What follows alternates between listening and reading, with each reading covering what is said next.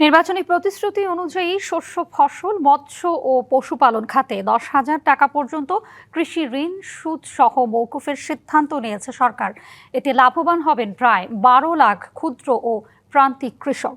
প্রধানমন্ত্রী তারেক রহমানের সভাপতিত্বে মন্ত্রিসভার আনুষ্ঠানিক প্রথম বৈঠকে এই সিদ্ধান্ত হয়।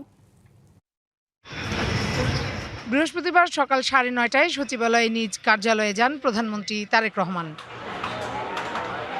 10:45টার দিকে মন্ত্রিসভার প্রথম বৈঠকে যোগ দেন প্রধানমন্ত্রী। খবর নেন বিভিন্ন মন্ত্রণালয়ের কাজের অগ্রগতির, পাশাপাশি নির্দেশনা দেন আরও কিভাবে কাজের গতি বাড়ানো যায় সেই অনুযায়ী ব্যবস্থা নিতে।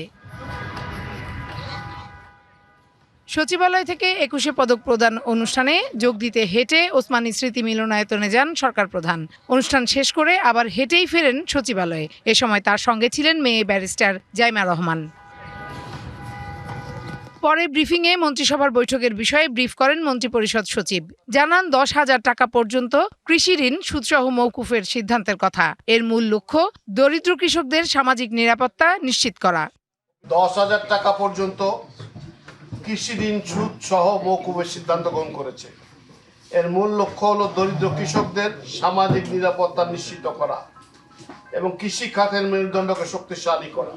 সরকারি, বাণিজ্যিক ও বিশেষায়িত ব্যাংক সমূহ এবং বেসরকারি বাণিজ্যিক ব্যাংক সমূহে 25শে ফেব্রুয়ারি 2026 পর্যন্ত সুদ সহ কৃষকদের নিকট পাওনা রয়েছে প্রায় 1550 কোটি টাকা।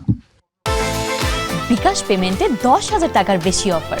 শপিং চলছে তো। মন্ত্রিপরিষদ সচিব জানান, নির্ধারিত সময়ে সরকারি কর্মকর্তা কর্মচারীদের অফিসে আসার কঠোর নির্দেশ দিয়েছেন প্রধানমন্ত্রী। প্রধানমন্ত্রী আপনারা জানেন যে নিয়মিত অফিস করেন, সবার আগে চলে আসেন। এর ফলাফল হয়েছে যে অন্যদের যেই প্রেশারটা হওয়া দরকার সেই প্রেশারটা তৈরি হয়ে গেছে। Farhana Juthi, DBC news, Dhaka.